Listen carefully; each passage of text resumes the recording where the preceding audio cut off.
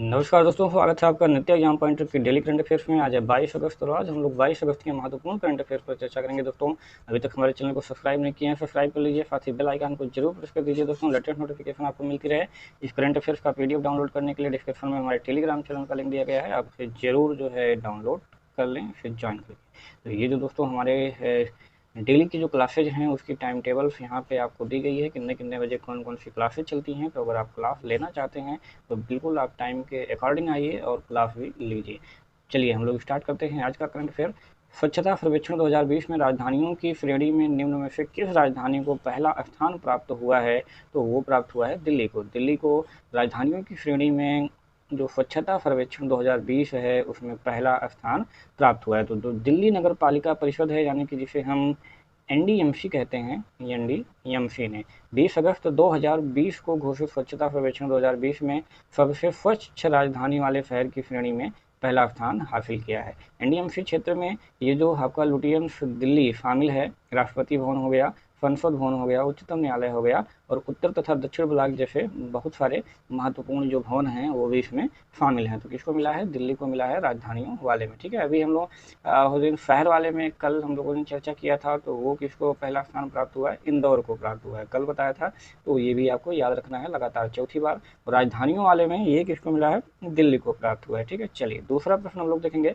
हाल ही में किस देश में सुनहरे खोल के साथ जन्मे एक कछुए की खोज हुई है? सुनहरे खोल के साथ जन्मे एक कछुए की खोज हुई है, तो वो किस देश में हुई है? नेपाल में हुई है। ठीक है, नेपाल में एक सुनहरे खोल के साथ जन्मे एक कछुए की खोज हुई है। इसका रंग जो है दोस्तों बेहद ही दुर्लभ जेनेटिक म्यूटेशन की वजह से होता है। ठीक है, तो ये जो उसके जो पिगमेंटेशन होता है उसको बदल देता है। नेपाल के टॉक्सिनोलॉजी एसोसिएशन के एक अधिकारी हैं, उन्होंने कहा है कि नेपाल में इस कछुए में क्रोमैटिक ल्यूसिज्म का यह पहला और दुनिया भर का केवल 5वां मामला है। ठीक है, वन्यजीव विशेषज्ञ कमल देवकोटा ने भी ये कहा है कि इस कछुए का नेपाल में धार्मिक और सांस्कृतिक महत्व है। ठीक है, तो क्रोमैटिक ल्यूसिज्म, ये आपको मैं लिख दे रहा हूँ, क्रोमैटिक ल्यूसिज्म। तो क्रोमैटिक ल्यूसिज्म का यह पहला और दुनिया भर में 5वां मामला है। ठीक है, तो ये जो इसका रंग चेंज होता है किसके कारण होता है? दुर्लभ जेनेटिक म्यूटेशन यानी उत्परिवर्तन की वजह से होता है, जो कि जो उसका पिगमेंट होता है उसको बदल देता है और उसका जो खोल का रंग है वो क्या हो जाता है? सुनहरा हो जाता है। ठीक है, तो नेपाल में इसका धार्मिक और सांस्कृतिक महत्व भी है। चलिए अगला प्रश्न देखेंगे हम लोग, तीसरा नंबर। भारतीय कप्तान विराट कोहली अंतर्राष्ट्रीय क्रिकेट परिषद आईसीसी की नवीनतम टेस्ट रैंकिंग में बल्लेबाजी की सूची में किस स्थान पर बरकरार हैं? तो दूसरे स्थान पर बरकरार हैं विराट कोहली। ठीक है, बल्लेबाजों की सूची में दूसरे स्थान पर बरकरार हैं। शीर्ष 10 में जो और 2 अन्य भारतीय बल्लेबाज भी शामिल हैं। तो विराट कोहली टोटल कुल 886 अंक के साथ दूसरे स्थान पर बरकरार हैं, जबकि चेतेश्वर पुजारा हो गए और अजिंक्य रहाणे हो गए, ये कम से 8वें और 10वें रैंक पर हैं। ठीक है, ये हैं। और ऑस्ट्रेलिया के जो स्टीव स्मिथ हैं, स्टीव स्मिथ, वो दोस्तों शीर्ष रैंक पर हैं। ठीक है, यानी कि फर्स्ट रैंक पर कौन है? स्टीव स्मिथ हैं। बाकी दूसरे पर विराट कोहली हो गए और भी 2 भारतीय बल्लेबाज शामिल हैं। 8वें पर हो गए चेतेश्वर पुजारा और 10वें पर हो गए अजिंक्य रहाणे। तो अगर टॉप 10 में देखें तो 3 भारतीय कुल मिलाकर के इसमें शामिल हो गए। ठीक है, चलिए विराट कोहली को लेकर के टॉप पर आपको याद रखना है स्टीव स्मिथ हैं। चलिए अगला प्रश्न देखते हैं। हाल ही में किस देश के राष्ट्रपति इब्राहिम बाबुकर कीता ने अपने पद से इस्तीफा दे दिया है? तो वो हैं माली। माली के जो हैं राष्ट्रपति हैं इब्राहिम बाबुकर कीता, इन्होंने अपने पद से इस्तीफा दे दिया है। तो पश्चिमी अफ्रीकी देश है, ये आपको याद रखना है, पश्चिमी अफ्रीकी देश है ये माली। ठीक है, इसके राष्ट्रपति हैं इब्राहिम बाबुकर कीता, इन्होंने अपने पद से 18 अगस्त को ही इस्तीफा दे दिया। देश में एक अप्रत्याशित जो घटना हुआ था, विद्रोही सैनिकों ने राष्ट्रपति आवास का घेराव किया और हवा में गोलीबारी करते हुए उन्हें बंधक बना लिया। राष्ट्रपति कीता के खिलाफ भ्रष्टाचार और खराब सुरक्षा व्यवस्था के आरोप को लेकर के जून से ही वहां देश भर में प्रदर्शन जारी थे। इसी को लेकर के उन्होंने 18 अगस्त को इस्तीफा दे दिया। ठीक है, चलिए नेक्स्ट प्रश्न हम लोग देखते हैं। सरदार पटेल राष्ट्रीय एकता पुरस्कार के लिए ऑनलाइन नामांकन प्रक्रिया को बढ़ाकर अब कब तक कर दिया गया है? तो वो कर दिया गया है 31 अक्टूबर 2020 तक, ठीक है। तो जो सरदार पटेल राष्ट्रीय एकता पुरस्कार है उसके लिए जो नामांकन प्रक्रिया थी उसको बढ़ा दिया गया है, 31 अक्टूबर 2020 तक कर दिया गया है दोस्तों, ठीक है। चलिए, भारत की एकता और अखंडता में योगदान के क्षेत्र में दिया जाने वाला क्या है, सर्वोच्च पुरस्कार है, ये आपको ध्यान में जो है रखना है। और इसकी जो शुरुआत की गई थी वो सरदार वल्लभ भाई पटेल के नाम पर शुरू किया गया है।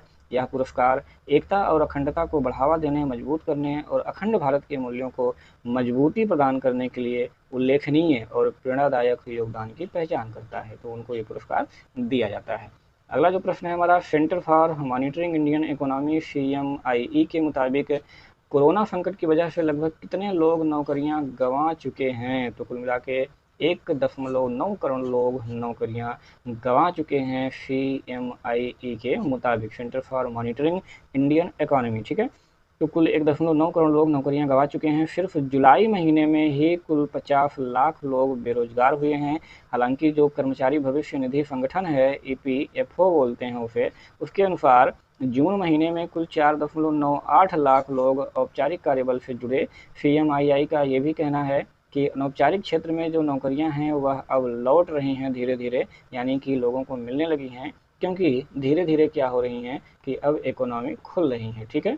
तो कुल मिलाकर के 1.9 करोड़ लोगों ने नौकरियां गंवाई हैं और केवल जुलाई महीने में ही 50 लाख लोग बेरोजगार हो गए हैं। अगला प्रश्न देखेंगे, जो DBS बैंक है, तो DBS बैंक इंडिया लिमिटेड ने किसको राष्ट्रीय वितरण के MD और प्रमुख के रूप में नियुक्त किया है, और वो नियुक्त किया है प्रशांत जोशी को, ठीक है।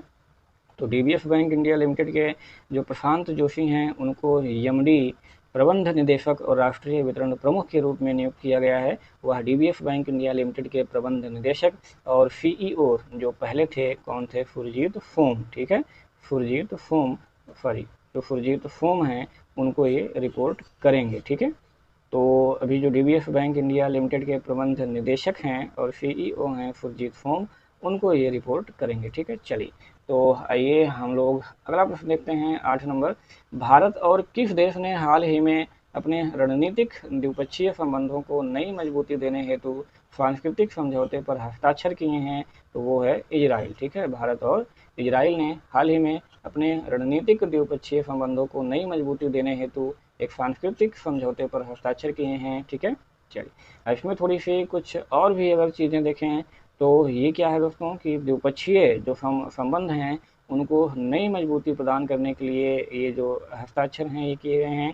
इससे क्या होगा कि दोनों देशों के बीच जो है साहित्य हो गया, शिक्षा हो गया और सिनेमा हो गया, ठीक है, आदि के क्षेत्रों में जो सहयोग होंगे उसके दरवाजे खुल जाएंगे। इस 3 वर्षीय जो कार्यक्रम है, 3 वर्षीय कार्यक्रम है, तो 3 वर्षीय कार्यक्रम का जो उद्देश्य है वो दोनों देशों के लोगों के बीच सहयोग और आदान प्रदान को बढ़ावा देना है दोस्तों, ठीक है। तो इजराइल के साथ में यह द्विपक्षीय समझौता किया गया है।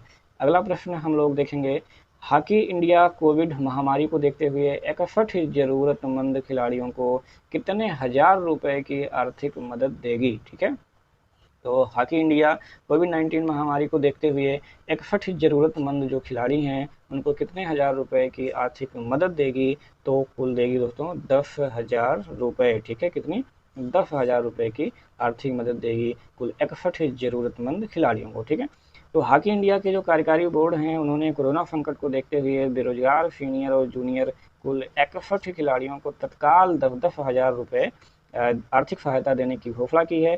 जिन 61 खिलाड़ियों को आर्थिक सहायता मिलेगी उनमें से 30 जूनियर हैं, 4 सीनियर महिला खिलाड़ी के साथ 26 जूनियर और 1 सीनियर पुरुष खिलाड़ी भी शामिल हैं। तो हॉकी इंडिया के जो कार्यवाहक अध्यक्ष हैं वो हैं दोस्तों ज्ञानेंद्रो निंगोमबम, ठीक है, वो हैं, ठीक है। चलिए, अब हम लोग देखते हैं जो हमने पिछला प्रश्न था हमारा कि इनमें से कौन सी सबसे तेज चार्ज होने वाली विद्युत वाहन है, इनमें से कौन सबसे तेज चार्ज होने वाली विद्युत वाहन है, तो वो है दोस्तों लूसिड एयर सेडान। सभी लोगों ने जो आंसर दिया है वो बिल्कुल करेक्ट और बिल्कुल सही दिया है।